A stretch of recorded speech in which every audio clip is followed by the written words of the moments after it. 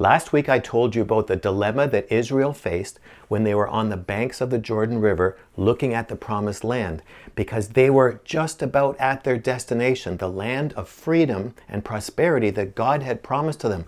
They were looking at their national destiny. It was so close.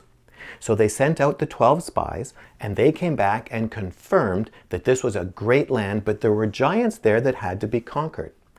And it was at this point that they confused fear and wisdom. And they chose fear, thinking it was wisdom, because they were afraid that they would be defeated if they crossed over and faced the giants. So it would be safer to stay where they were. You see, they were afraid of the challenge that separated them from their destiny. Now, why did they do that? Why did they back down? I mean, the whole point of the Exodus was to get to that place, to get into the promised land. They'd spend all that time in the desert learning about God's love, His faithfulness, His miracles. They were talking all the time about the upcoming promised land. So why did they back down when they were right in the face of it? Well, it was because, as many authors have stated, that while they had left Egypt, Egypt had not left them. You see, they were raised as slaves. They had been in slavery for generations. Slavery was all they knew. It had become their identity. And you see, how much self-esteem and self-confidence would a slave have? You see, they were raised to feel powerless, oppressed, and weak. That had become their identity. And so when they faced the challenge of the giants, the slave inside them rose up and said, "We can't do that. We can't defeat anyone. We're weak and powerless. That's just not us." You see, they were overcome by their own emotional baggage. And as you know from previous videos, emotional baggage always starts with an emotional wound. And Israel had been wounded when they were enslaved.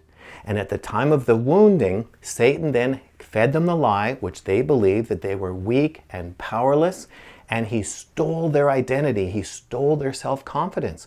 And so, because of that lie, when they faced the challenge of the giants entering the promised land, he just bombarded them and reminded them of all those lies from their enslavement, that they were too weak and powerless, that they could not do it. And in fact, Israel could not enter the promised land until a whole new generation grew up that had not been raised as slaves. But my question for you today is Satan doing the same thing to you? Are you believing lies that are keeping you from your destiny? So today I want you to ask Jesus, what lies am I believing that's preventing me from stepping into the destiny that you have for me? And then ask Jesus, why do I believe these lies? What happened? Where did this start? And who do I need to forgive that led me into those lies? But most importantly, ask Jesus, what is the truth that He wants you to know? Because when you know that truth, it will launch you across your Jordan and into your destiny. So today, I don't want you to stay stuck on the edge of Jordan, looking at your destiny and saying, I could never get there. If that's the destiny God wants for you, you can get there. He will take you there, but you have to get rid of the lies that are holding you back.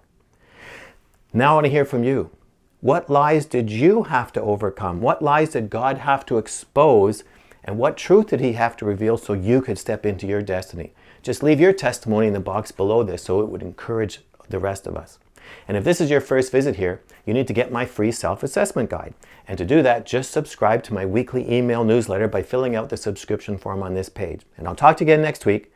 But this week, ask Jesus, are there any lies holding me back? And get rid of them.